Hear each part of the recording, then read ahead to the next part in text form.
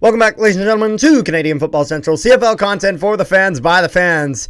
And we have our second video of the 2024 Grey Cup playoffs. The Western semifinal released the East earlier today, where the Red Blacks take on the Argos in Toronto.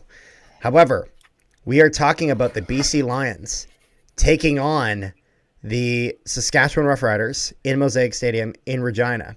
And the funny thing, Rick, about with this game occurring like this is that it very much could have been a different story if Mother Nature wasn't a Bomber fan. True. I'll put it this way. Saskatchewan probably would have put a lot more effort into that last game against Calgary. Oh, I'm sure they would. So, Rick, how are you feeling about this? Well, as you can tell, we're both wearing Bomber fans because I was not wearing my Saskatchewan jersey. I don't have any BC gear. So Yet. So we decided to be matchies and wear the same thing, except for... Exactly. We're going to wear the superior team. I'm sorry. Is yours a Big Hill? Yeah, mine's Big Hill. See, I got the man, the myth, the legend on the back of mine. You got Brady Oliveira. No, that's fair. You have to realize, though, I got this Big Hill jersey when Oliveira wasn't even the starting running back. So, and keep in mind, we can't say it. All of you can. Carter's cheering for the Riders because he's on the Riders' side in this video. No, I will not. No, this tomfoolery is not happening right now. I will not subscribe to that. I will not. Whatever you're putting down, I'm not picking it up. I'm leaving it on the table. It's not being picked up. Yeah, so as you can see, this is like a normal video where Rick's full of shit. I'm kidding. It's funny because I will bring this up. I've never thought, when our friend Connor said that he would never buy Ticat merch, I never thought that I would see Carter buy Saskatchewan Roughriders merch. That was for a video and a video only. And I was still there in person to see you buy Rider merch. No, I did not buy merch when I was there. Okay, well, you were not. The only hat I bought in Winnipeg. Okay, well, it's still a Saskatchewan hat. Oh yeah, yes. For the player interviews, yes, it is. Still a Rider's hat, still merch. But anyways, all the fun and dandy. I still have that photo you wearing Argos gear, huh? I don't know what you're talking about. I don't have any Argos gear. I don't know what you're talking about.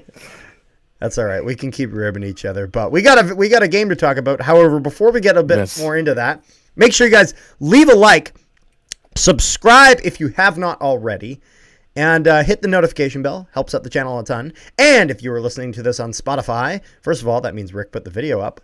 Hey, and then the second one, you should give us 5 stars. We would really appreciate that. Helps out the channel a ton. Helps out our Spotify viewership, which we are still looking to grow.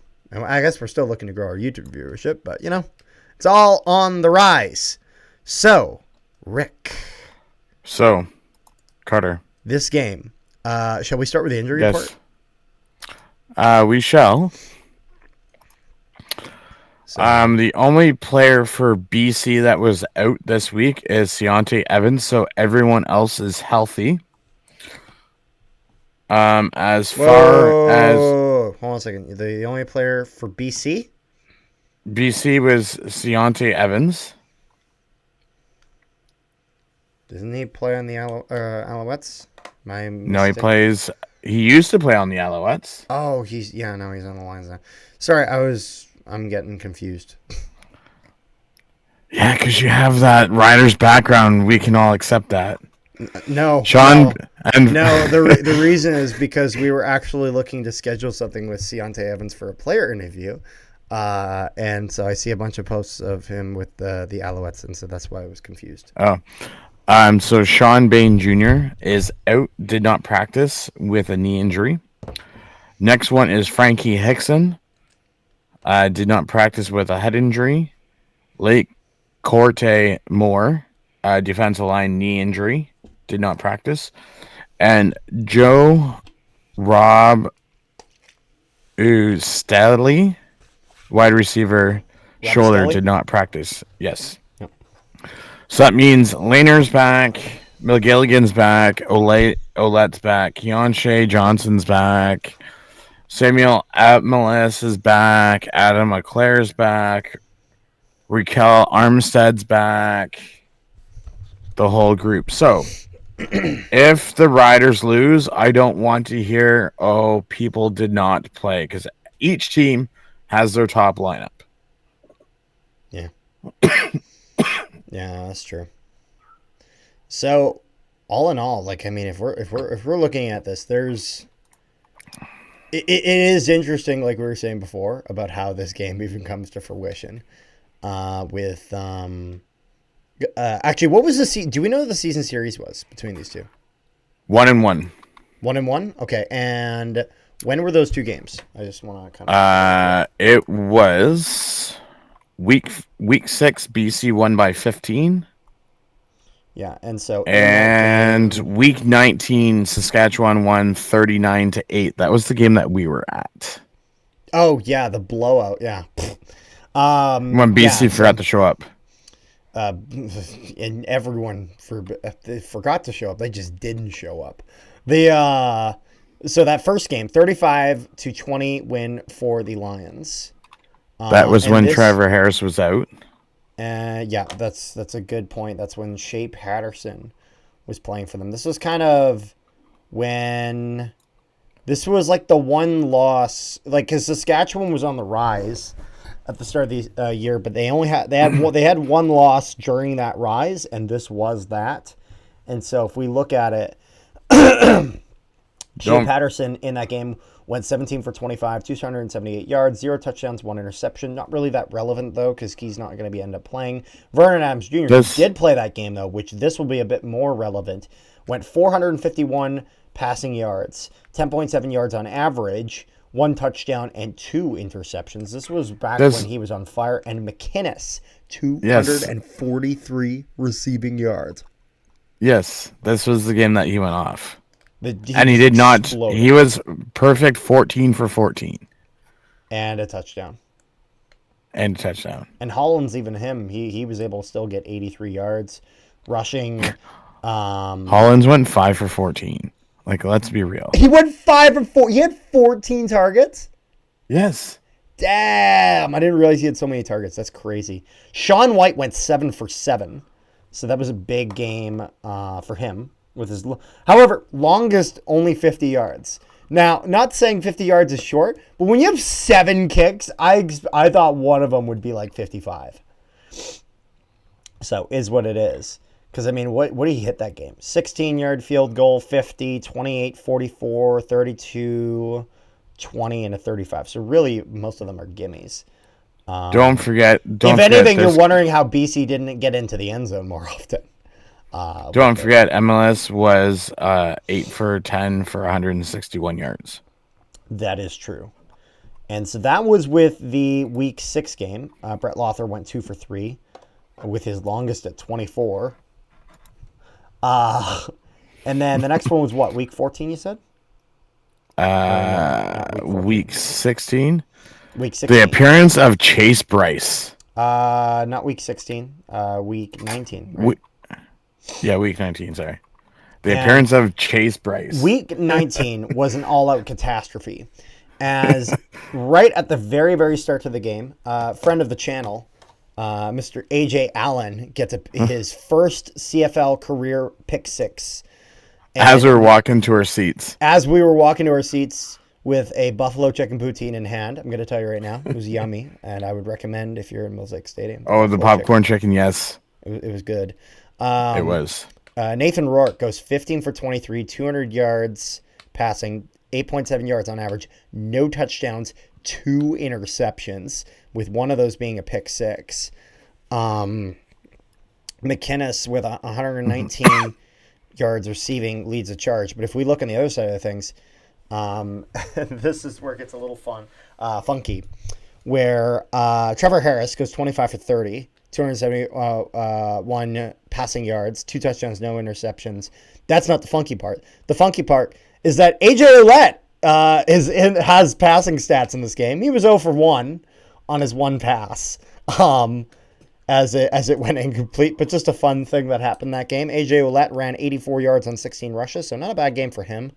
MLS, 94 receiving yards on 6 receptions, and then Stearns behind him with 60, 1 touchdown, and then Schaefer Baker also with a touchdown. So this game, though, in that second game between BC and Saskatchewan, there's a few things. Number one, Nathan Rourke falls apart right away. And so Saskatchewan exposed the issues with Nathan Rourke immediately. And they put up 26 points in the first half of this game. So it's 26-8 going into halftime, as BC was able to get 1 touchdown, and that was it. They wouldn't get a single point for the rest of the night. And we thought that Adams was going to come in. And so everyone thought, because the logical thing is put in Vernon Adams. You got a guy who is running for MLP before he got injured. Nathan Rourke started going in when he got signed. So it was the logical thing to do. And the problem was that, the thing is that BC didn't show up. Seemingly they forgot to bring their starting quarterback, Nathan Rourke, to the game. But they also forgot to bring logic to the game, as they decided to not go with Vernon Adams Jr. And they decided to go for an onside kick to start the second half of this game. And so you're thinking, okay, bold take. If you're going to do an onside kick, though, surely you do the surprise swivel kick and then you try to jump on the ball there. They don't. They go for the risky one where they go near the sidelines. And who knew? Sean White kicks it straight out of bounds. Because Sean White is used to kicking these really short kicks where he can just boot the crap out of it and not care how far it goes. So it did not work out. And it showed exactly how desperate they were. Saskatchewan pounced on that, putting our 13 points up on the board, and won the game 39-8. And so there were tons of blunders. Nathan Rourke didn't play well. The offense didn't play well. The defense didn't play well. You gave up 39. You only got 8. And the coaching staff played particularly bad as well, as this could have been avoided by just, putting Vernon Adams Jr. when you saw the writing was on the wall, not doing the same thing and expecting a different result. Also, not showing how desperate you were, and then having that fail. It's like you have nothing left. The tank is empty. You got no momentum to move on. And so that was a problem that BC ran into with that game. And BC overall has had a very mixed end of this season. They did not play in Week 21, which is probably fortunate for them in the sense of that they were able to rest some players going into the playoffs. So having that last week as your bye week, overall, I think is pretty good for your team, as it allows you to get those guys rested up and have minimal injuries, as we see with this BC Lions mostly healthy lineup. Now, with this, there's a few things to consider. So the season series is 1-1, and Saskatchewan definitely has the advantage in terms of the point spread between the two.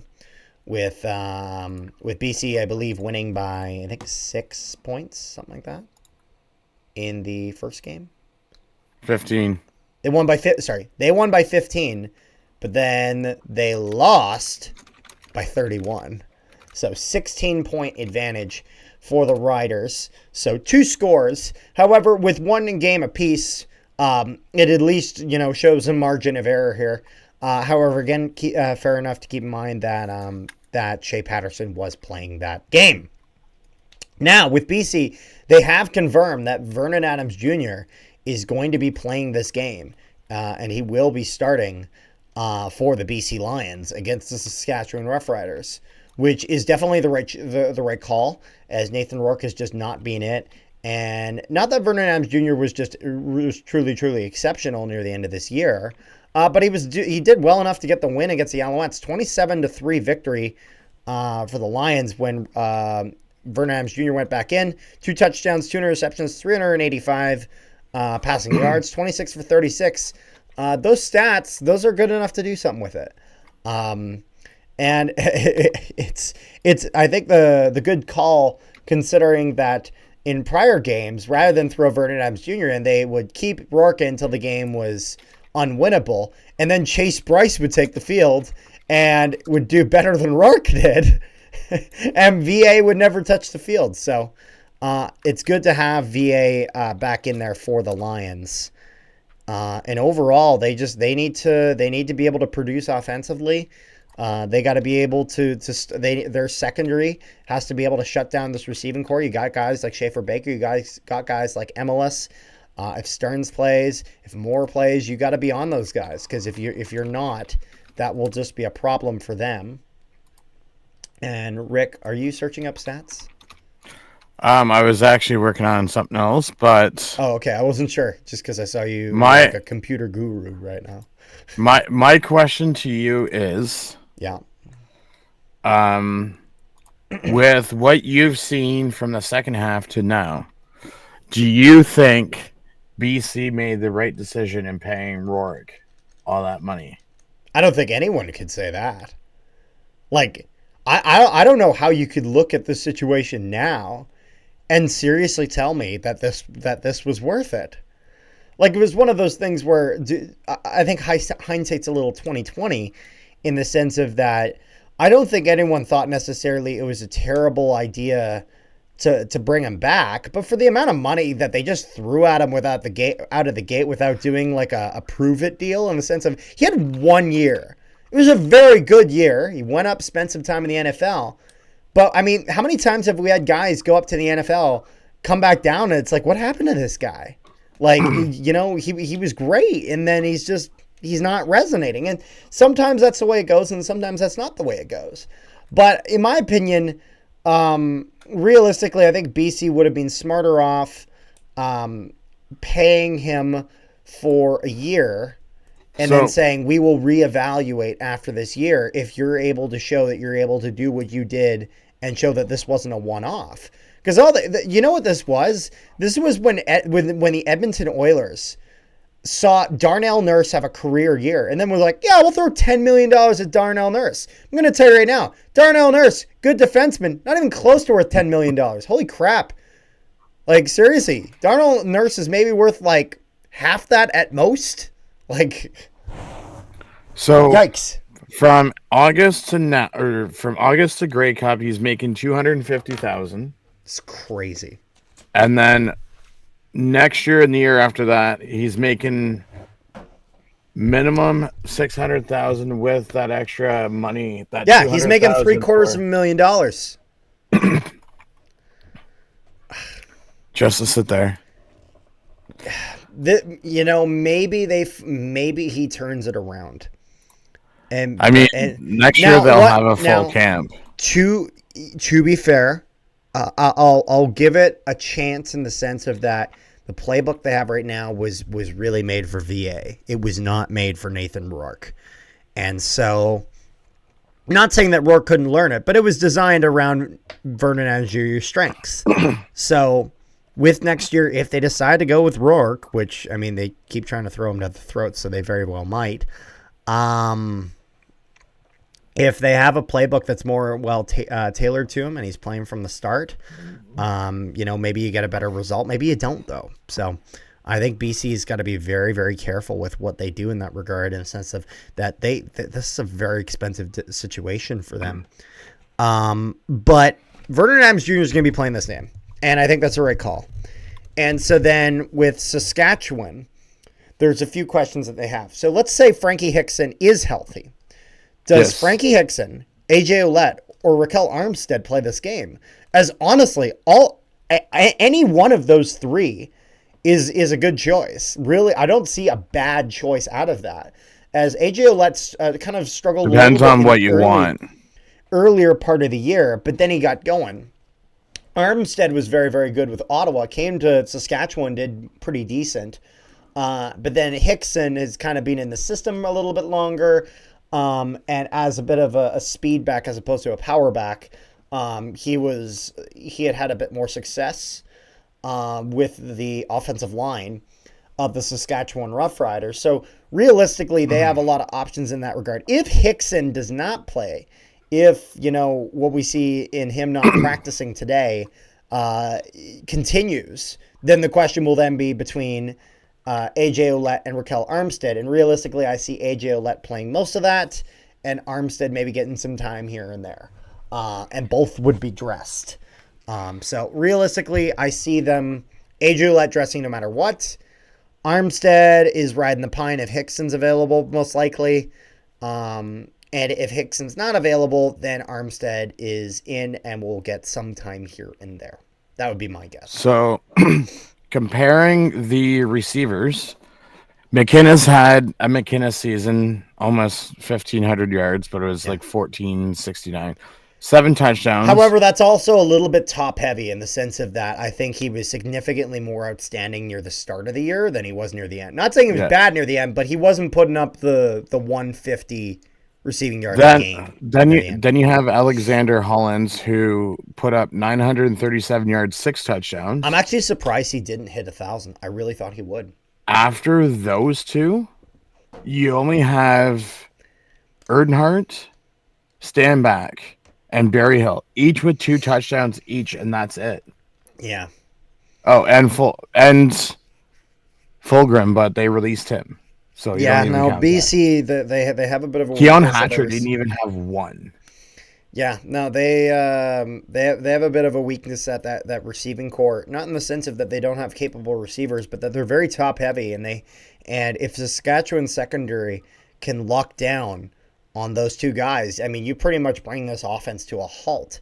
As William Stanback is decent, but he's not like. The thing is that the BC Lions have tried to use William Stanback as kind of that trailer hitch that will come out and you'll use him if you don't find any options. Similar to the way that Zach Caleros will get that ball to Brady Oliveira when he doesn't find any options. And that's worked very, very well for Winnipeg. The problem is that I think we've seen very, very obviously why the Montreal Alouettes cut William Stanback. And it's that he can run the ball solid, but he can't catch. The amount of times where I've seen either Nathan Rourke or Vernon Adams Jr. throw it straight into his hands, it bobbles around, and either he's bobbling around with it and an outside linebacker is going to want to grab that, similar to a way that A.J. Allen got his pick 6, or he just completely misses it and it's an incomplete pass, and usually they'll do that on second down, which means that they're then punting. So I think him in a receiving role has just really shown his weakness in that regard. He's a capable running back when he's running, and when he blocks. I think he's solid at those two, but I think he struggles when receiving passes, and so I think BC has to be careful with that. As if they try to rely on that, I think that could backfire on them.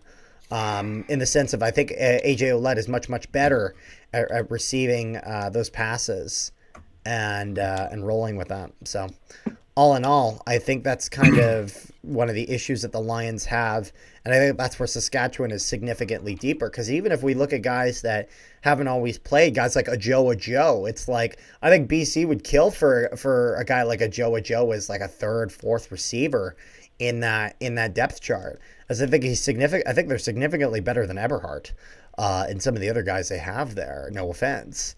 And so realistically, I think the offensively the Riders have a little bit of an edge here, as I think Trevor Harris is not quite as good as Vernon Adams Jr., but Trevor Harris has played a lot more games than Vernon Adams Jr., at least recently. In the sense that VA has kind of just come back into the fold.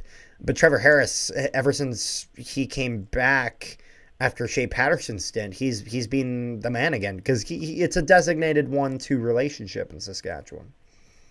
So between the two teams, Saskatchewan's 5-4 at home, whereas BC's 3-6 on the road.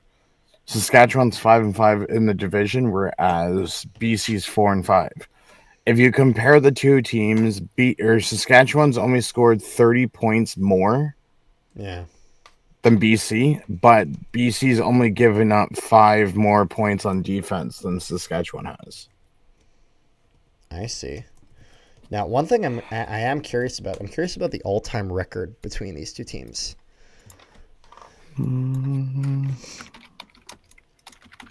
As if I'm looking here, the whoa, Rick. What? They have played 42 games against each other. Mm-hmm. It's 21-21. So it's pretty much anyone's game. It is exactly like it is 50%. And Saskatchewan at home has a 59.1% chance of winning. And they're 40% win on the road. BC is 60% at home, 40% away win percentage.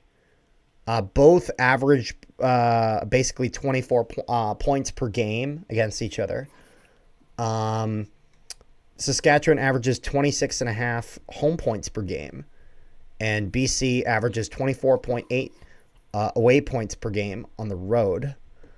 Man, that is something. I'm looking here, hold on a second. It's head to head. Is this even? Hold on a second. These games are all over the place. Some of them are very recent, and some of them are Okay, no, okay. I was worried that they were inaccurate. They're not. Okay, that's good. But I'm looking at all these. They really, wow, this goes a lot more into depth. I want to see what their head-to-head playoff record is, though. It looks like the CFL did a piece on this. This is from Marshall Ferguson. Here we go. Quarterbacks. Advantage. So this is from the CFL. This is from Marshall Ferguson. I just want to go through their analysis. Sure. They look at each position and they determine who has the advantage. In quarterbacks, they determine that Vernon Adams Jr. has the advantage for BC. All things considered. For running backs, AJ Ouellette and Saskatchewan has the advantage. But then it also depends. But then it also depends on who plays for running back. Because if AJ they give the receiving core advantage to the BC Lions. Samuel MLS has been sensational all year, and Kean Shaver-Baker continues to make timely plays. But outside of the Canadians, depth of the Riders' receivers has been tested through injury. Outside Keyshawn Johnson, there really hasn't been much meat on the bone of BC. That group is led by Justin McInnes. I disagree with that in the sense of that, yes, Saskatchewan has battled injuries, but I'd argue their depth is much better than BC. Offensive line advantage Saskatchewan, absolutely. As the Lions gave up a CFL worst 43 sacks this season. Defensive line, that advantage goes to the BC Lions. However, I will say, and this is again according to Marshall Ferguson, I do think Saskatchewan's has done very, very well. Linebackers. They don't have Batts or Covington. That goes to Saskatchewan with Jameer Thurman, AJ Allen, and CJ Revis. Okay. Defensive backs, they give that to Saskatchewan with Roland Milligan Jr. and Marcus Sales. They they've done very, very well with that. Okay. Who did they give the kicker to? Kicking advantage goes to Sean White and the BC Lions, which I agree with. Fair enough. Returners, they have Mario Alford above Terry Williams, which I agree with that, although I'm not going to lie, I'm kind of 50-50 on that. I think that one's kind of more flip a coin. I mean, Mario Alford hasn't had really the greatest season either as a returner. Like, when I say greatest season, I'm saying, like, touchdown-wise. Yeah. Yeah, I'm just looking here because this place has great, like, stats between the two head-to-head, but I'd like to see if they have the playoff head-to-head.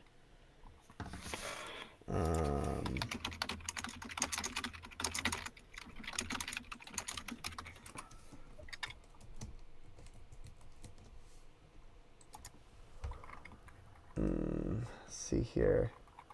Matt Baker did a piece. Great sorry, tell. History. No, that's Lions and Bombers. That's not what I want. I want Lions and Riders. Now, one thing I do want to see. So if we look here, kind of want to see the last experience of both of these teams in the playoffs. So last year, this would be the Okay, BC so Lions this. who lost in the West Final. Okay, I'm gonna send you this. Okay. This is dating back to 2006, 2005. The only thing is you have to look at the dates because it has both the regular season and playoffs. Yeah, see, I've been a little annoyed. I want to find just playoffs, if possible. Okay, so that's 1-1.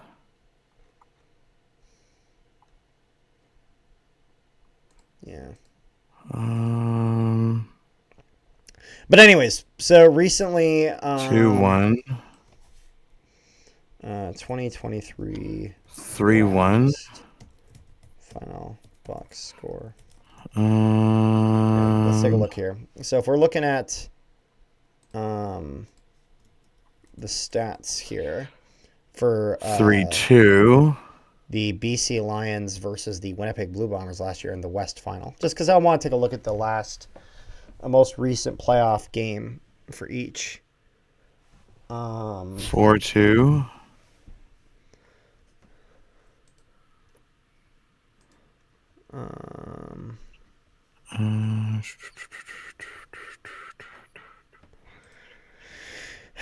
If we look at it here, BC had done decent. They were able to get 3 points in the first quarter, 3 points in the third, a touchdown in the second. So nothing in the fourth quarter though. When going they really going back to going back to '05, they've met 7 times in the playoffs, yeah, and Saskatchewan's 5-2. yeah. So last year they've met how many times? Sorry, can you repeat that? 7 times in the playoffs. And Saskatchewan's 5-2. Yep, either 5-2, 5-3, one of the two. I'd have to go back and count. Yeah. Okay. The if they met 7 times, it'd be 5-2 though. The yeah. So last year in the West Final, Winnipeg wins over BC 24-13. Vernon Adams Jr. Would be the starting quarterback for BC in that game. 13 for 26. He was exactly 50%. 221 passing yards, 1 touchdown, 3 interceptions.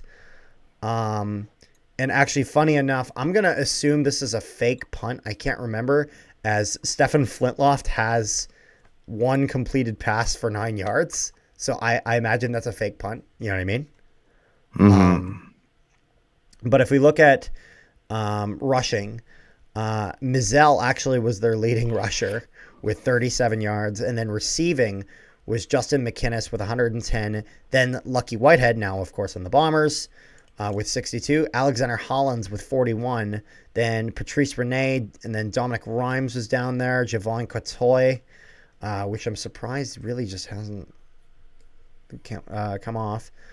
And then Really, he was on BC. Yeah. No. I was just looking at something else. Oh, I see. And then, if we look at some of the other guys, they've lost some key defensive guys like Marcus Sales and whatnot. And Apparently, BC signed Jake Hardy this year and put him on the suspended list. That would have been crazy had he have played for BC. Yeah. No, but BC struggled in that West Final. However, to be fair, one thing that is important to mention, BC did win the West semifinal to get into that game. So it's not like they're incapable of winning in the playoffs, as they had to win in order to get into that position. So that's important. As BC had won against Calgary 41-30, where they had, I'm just gonna pull up those stats. In that game, they had, why is this? There you go. Western semifinal. 41-30.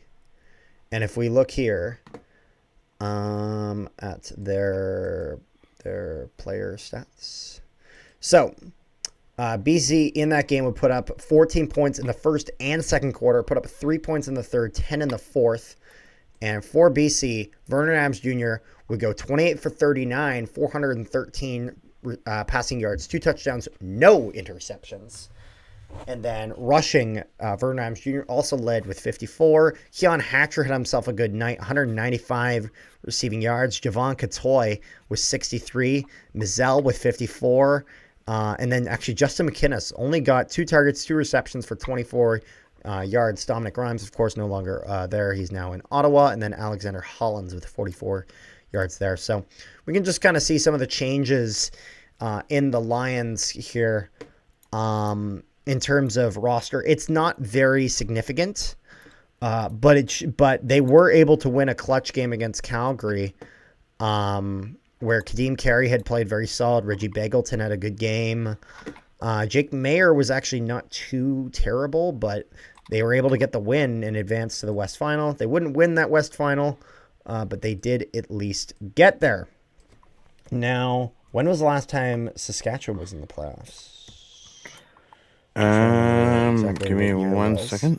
As they were not in the playoffs in 2023. I don't think they were in 2022 either. No, they were not in 22. Were they in 2021? Yes, they were. They lost to you guys in the finals or semifinals. Yeah, that's right. Now, let's go take a look. Now, another key thing here. Saskatchewan beats Calgary 33-30 in the Western semifinal to advance to the West Final. I'm going to see if I can pull up the box score of that and actually just compare the roster. Which one? Of the CFL 2021 West Final.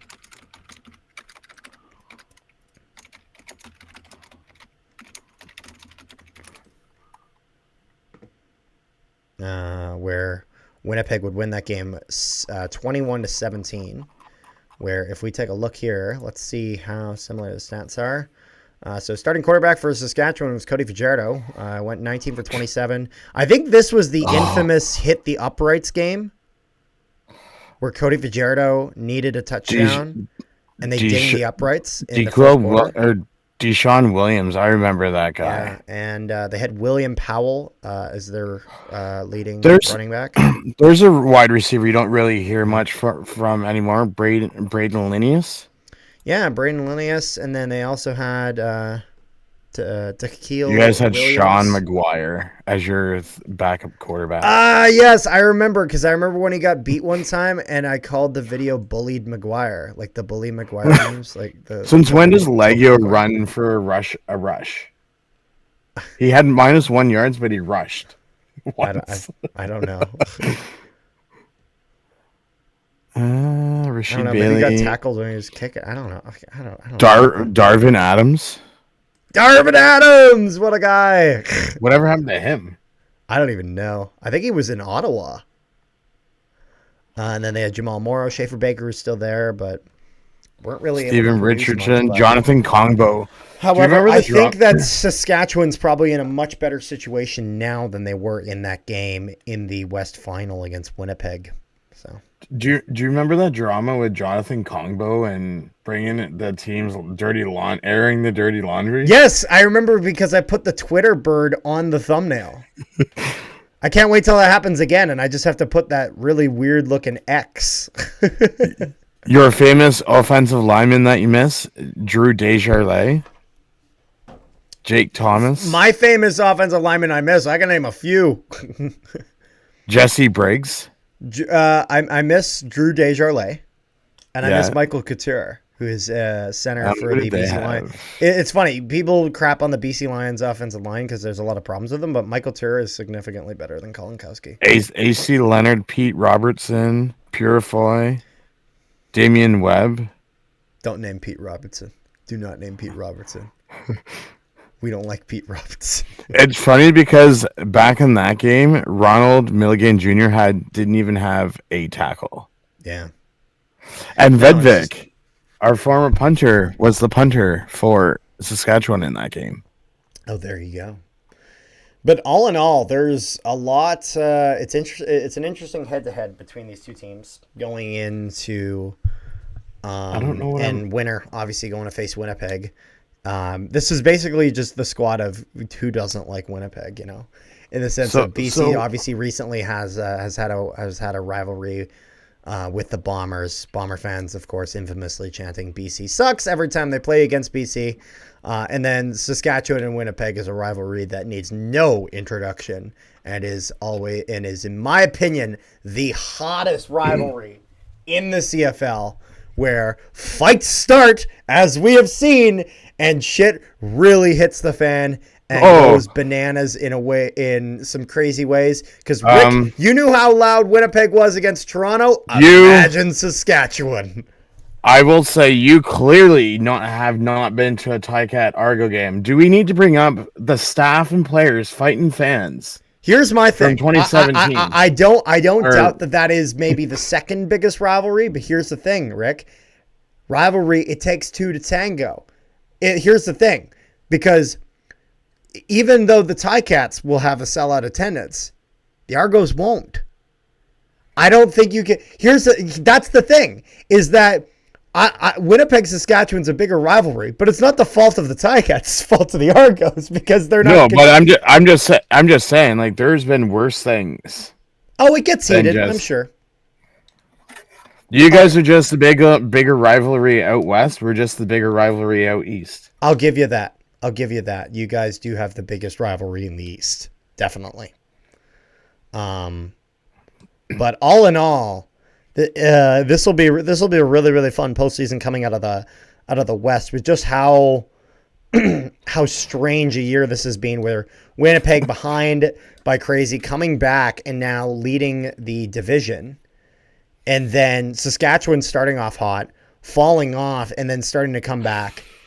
BC starting hot, bringing in the quarterback, thinking he was going to be the savior. He falls apart. Then you have to bring in the guy you had in the first place. And so now it's just created all this drama with the BC Lions, which has honestly caused more harm than good. How much do you want to think it would suck to be a rider if not only do you lose first place by Mother Nature, then you lose to the Lions in the semifinals? Yeah, no, I think you would just be like, okay, like, riders have been like completely fucked over. Pardon my French. As long as they don't have to play in BC place this game, we're good. Because then we have to listen to Ben Major. Oh, it hit the scoreboard once again. Hey, no, I'm fine with that. That was funny. I'm okay with that. It can happen as many times as it wants, until they raise that scoreboard or move it. Oh, they won't. To be fair, it's only Flintloff that's hitting it, so maybe they'll just get rid of him. I guess. You have to realize they've had that for years, and this is the only guy who keeps hitting it. It's one guy. But anyways, the thing that's great about this game is that we'll get to see the Lions play and won't have to listen to the Jonas Brothers. There we go. This is the first week in a while that we haven't had to listen to those stupid horns from Montreal, too. Oh, yeah, I know. It's crazy. Isn't it going to be like oddly peaceful, but yet not at the same time? So, if you, I guess I should have mentioned this near the start of the video, but I forgot to. We will be live streaming this game. And it's going to be the first time. And it's going to be the first time in a while that the second game is not a late game. Yeah. No, this will be a 5:30 Central start. And poor Carter's has to stream 3 things. Yeah, no, I'm streaming wrestling over on the Nolan Hockey Podcast. Check it out. Noon, WWE Crown Jewel streaming out of they'll be in Saudi Arabia. If you notice Carter just snoozing in the background, it will be okay. I'll run the things. Yeah. But he catch a cat nap. I need my caffeine. Pepsi, please. Bring me my goddamn Pepsi. I don't do that. I go get it myself. No, but you're gonna need it on Saturday to keep you. No, I'll need something so much stronger. I'll need a coffee. And Zach, just drive me nuts on Saturday, please, to keep me awake. I can't wait till I'm almost falling asleep during the second game, And then Zach will get home and he'll be like, the Lions can't do anything. They can't do this. They can't do that. You know, it's just... I will say though, Yeah. being at both stadiums, so I really like that popcorn chicken poutine. But then I also like the Jet Dog at the Jets game too. And I will say, you didn't have the best thing at Bomber, the shawarma. Really?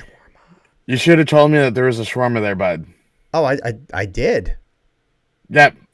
Listen, you need to smack him in the face. You need to tell Zach, look, listen, Rick, you go here for a shawarma. I would have went and got a goddamn shawarma. Hey, it's all right. Next time you're here, this won't be your last game in Winnipeg. You'll come and we'll get some shawarma. Sound good?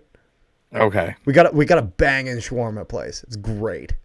It's really. It will be for a while, but other than that, that's fine. But Rick, we're Yes. 45 minutes into this video. I think we need to make our picks.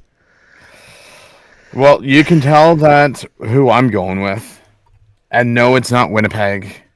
Well, I just can't come to myself to wear a Riders jersey, and I don't own anything BC. So if you're watching this, you want to send me some BC merch, you know where to find. is that your prediction of who's winning? Oh, I'm picking BC. Sorry, AJ Allen. I really don't know in the sense of like, I want BC, obviously. However, like, Could you imagine BC being the dark horse and like playing at home? Because let me go back here because I'm curious. Like, the thing is that obviously I'm hoping for BC as a Bomber fan. However, with Saskatchewan this year, they really have went on a bit of a heater Vancouver, and have done very, very well. And the BC Lions have been kind of kings of inconsistency. I'm tempted to pick BC, as it would then mean that like I'm picking both underdogs in both games. You know what I mean, Rick? So the last time the host team won a Grey Cup, 2013. And that was against us. Damn. Mosaic Stadium at Taylor Field in Regina. The old Mosaic. So, my pick, and this is very... This is gonna be... I have changed my pick a few times mentally throughout the creation of this video. I'm going to be honest. For a lot of this video, I honestly was rolling with, like in the sense of not who I wanted, but who I thought was going to be Saskatchewan. However, this team Vernon Adams doesn't have the it's same not Rourke. playoff experience. Now, again, I'm not saying that all of the BC Lions' experience has been good. They've gotten wins. They've gotten wins in the postseason. And Saskatchewan, they might need to lose something in order to win something. And I would have a hard time believing that with Vernon Adams Jr. starting from the start of, playing from the start of this game, that BC doesn't show to be very much different than what we saw at Mosaic Stadium when we went to Regina for that game. I think BC will put up a much better performance with Rourke not touching the field. Seriously, I think the confidence in Vernon Adams Jr. will be a lot better.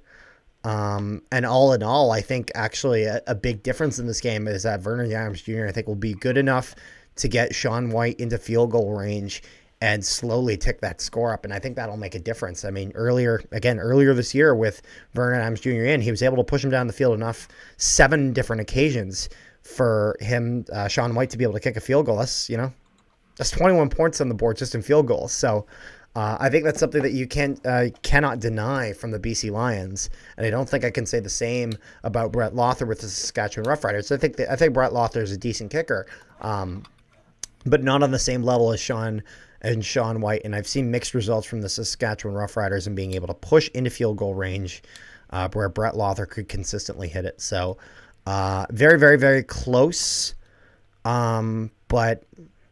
Because of that, because I'm cheering for the Lions, I'm honestly picking the Lions for that reason, in the sense of that it's kind of flip a coin on who I think would win this. And I'll be rooting for the Lions regardless. So it's just kind of nice to make that prediction, but then also root for them as well. So I'm going to be going with interesting the PC Lions. fact, non-West final note. So the salary cap for next year is going from 5.52 million this year to 5.65. And that's including non-football related services of 110,000. So the total expenditure cap will be at or above 5.76 million. So you got about an extra 100,000 to spend freely on a player. And the minimum is not going up, it's staying at 70,000. I see. But other than that, alrighty. while Carter starts to fall asleep because it is 20 after 2, don't forget to check out other content that we have out on the channel coming out this week. Our lovely Commissioner Ambrosi video that we check out the 45 Eastern minutes. semifinal preview that is already out. That too. I got a Randy Ambrosi video coming out that was about 30 minutes longer than intended. It was like 45 minutes. And we talked about just CFL marketing in general. Our thoughts on the awards this week. Yep, that's right. After they're named and who we think's going to win. The video, we'll be recording that Wednesday, which is the day this video will be uploaded on. So we'll be uploading that on either the Thursday or the Friday. If Carter remembers. I will remember. The question is if I decide to do 2 on Thursday or 1 Thursday and 1 Friday. That too. So, it is 2 a.m. here. It is 3 a.m. where you are. 20 after 3. Yeah, it's 20 after. Thankfully I don't have too much time. And you know what that means? What does that mean, Rick? That means that our good friends at YouTube have updated their stats today, so we got to go see what our stats are for yesterday. Oh, there we go. That is why I stay up to 3:30 every day. Alrighty, but yes, I'm a YouTuber nerd. I think that's all we got. So let us know what your guys' predictions are in the comment section down below. If you guys have any thoughts on this upcoming matchup, on the head-to-head, on all sorts of different stuff. Everybody.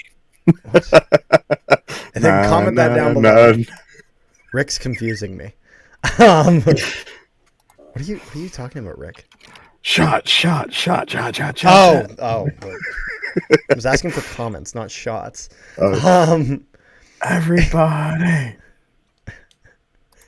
I don't know what Rick's doing.